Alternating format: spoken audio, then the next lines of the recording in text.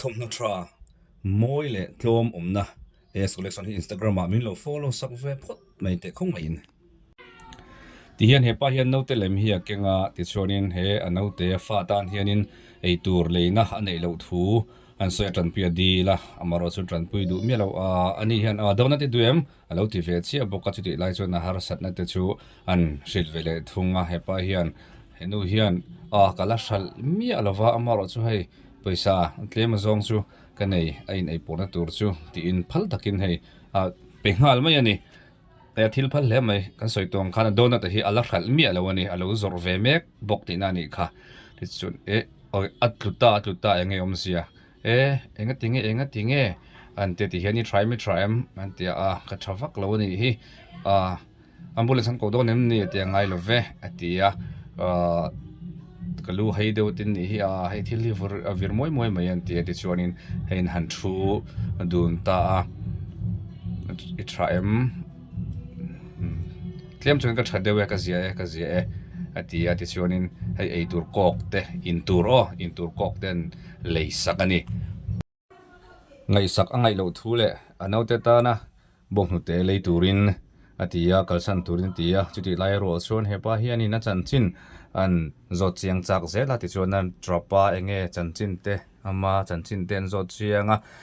he nu khongai thak tak mai hi afapa kumni min boral san toni konga bol atiliama chumi vachar tur chu karin achil ania ti chuan chumi nuwa chuan pasal hian chhuwa san dei mai ni no pangte ni in pasal la neya araya ti chuan anu le pa te hian an du lo vio maya pasal nei tur pon an la du lo tin kha pa kha pasala kha an du lo shim ani chuti lai chuan rai miu wangin ani hianin lui ta ai ti me te ang chuan he muna hian hemi khuwa hianin an kal ta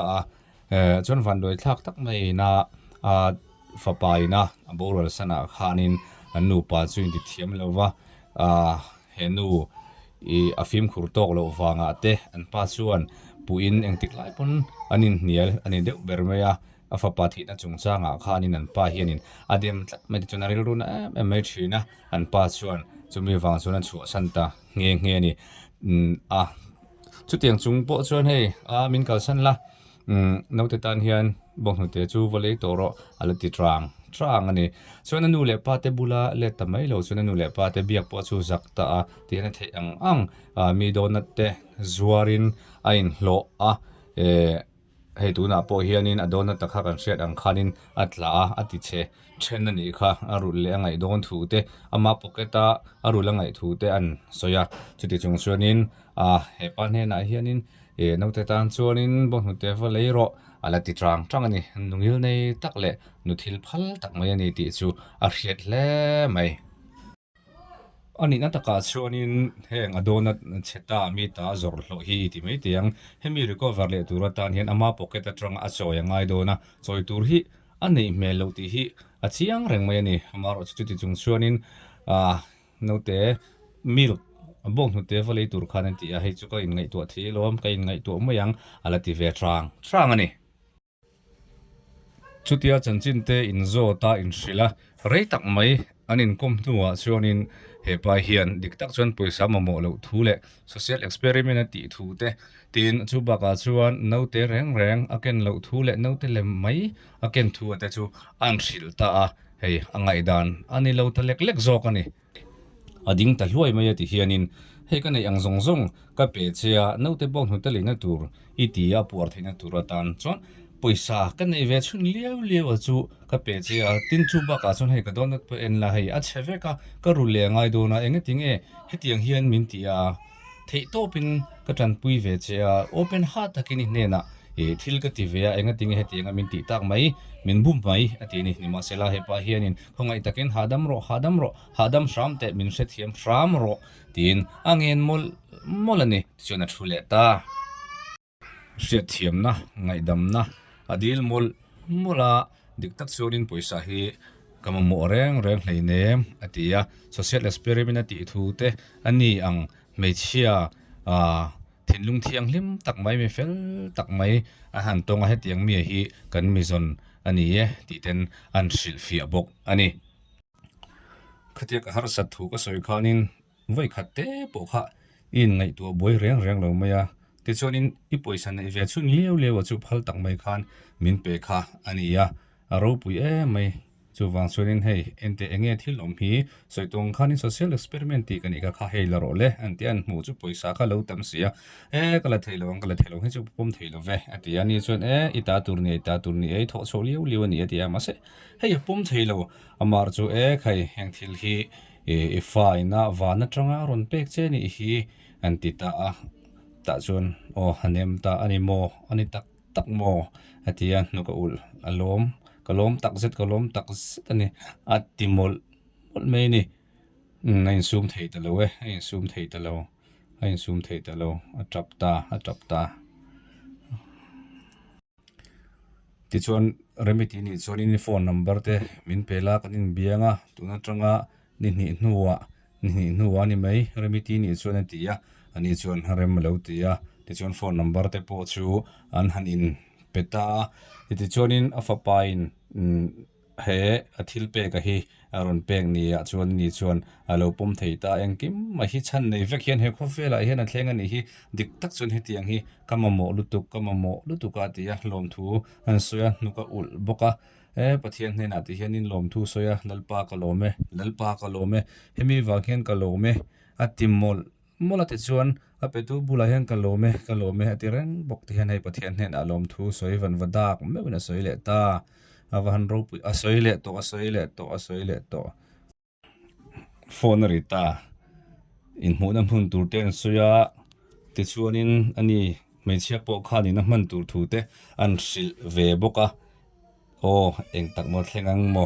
chumi huna chuan an hantia hei le o aron kalta anui sang main chibaya ti chuan abula restaurant a chuan an han luta a o heta hianin namin mu sakilo kavalom ve antia chulam pang chuni donem kan la hrebik lo pathian hin alom thu soi le nga zel mai hei helai hmuna hi han enfia ro le kini pon kan lo enfia vek to a hi helai hmuna hian I thili zuar thei to don lo mo ka don thei ka zuar thei to ngo heta hin ka zuar thei mo te zuar thei do ne an hantia an na helmi hmuna hian na mu sake mo ti ni ti ra chuanin ma se hei itate izuar vek thei don lo chuti khati antia a khai hei na hi kum khat chungi tan kon lo lu to lom ati iti tak amoti aka hau mai alo ni si alom lutuk hetaing ka dona ka khal theyang mo het trang hen ka khal theyang mo ti alom lutuk hei alom lutuk pathian hen alom thu soi mol reng mai ni pathian hen a soi hei alom lutuk ka kwa theyang chengem kwa lo theinang o mun te chun ena a hlimasin hei a hlim om reng bokani o do kanan pan phaya ta hen ka donat kan da ta chang hen kan khalanga atia lom thu boka soi le ta mak do mai chu hei pathian hen alom thu a soi zel hemi hepan hen alom thu soi rol hin pathian hen en lom thu a soi ngal mol zelani ti chonan a shit fia le ta ni khani social experiment ti thu te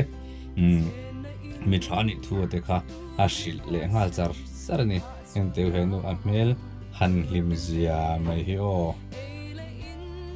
mel hi masin soi ngai na po shelo lom thu a soi chap nge nui nge po ria thei to lo ni hei berana a chap lo thei lo nu ko ngai thlak tak mai nu thil phal tak mai anei zong mi dang han tu chuan loman ale tam tak mai adong leta ma se ko oi thei lo ka ring thei lo hei hani tak mo at thei lo ani ati lom thu soi ngai na po ka shelo lom thu re ka soi thei lo ngai na ka shelo ka lom lut tu ka ni ati to mai ani ni lom thu soi har khup chonarin omani lom box siang mo kan chana kan dalila en kim kan thathiam lom ifapa thi jung sang anang ma in puwa hun har satak itonga tuna chuan inu nei pa te po zak meluin biak po lo tum to la ti ten a hain zil nual bok hain zil te me o ayo sit nual bok ani ni engkim ka the ang chu ka tiang ka lo bi ang ka nu le ka pa te chu ka lo mong ka lo tinge nge anga te ni hei pathian hne na lom thu soi le to chung lampang en mewin alom ani alom atap alom bok si pathian hne na hian lom thu soi mol zel hei an en kola alom ava han ni hlim tak khai parda ten kewa o ave kola alom tak zet ani loin chau se o alom lu to pathian hne na lom thu bok pathian hne na lom thu bok pathian hne na kan khu alom second dor o pathian hne na hlir pathian hne na hlir ani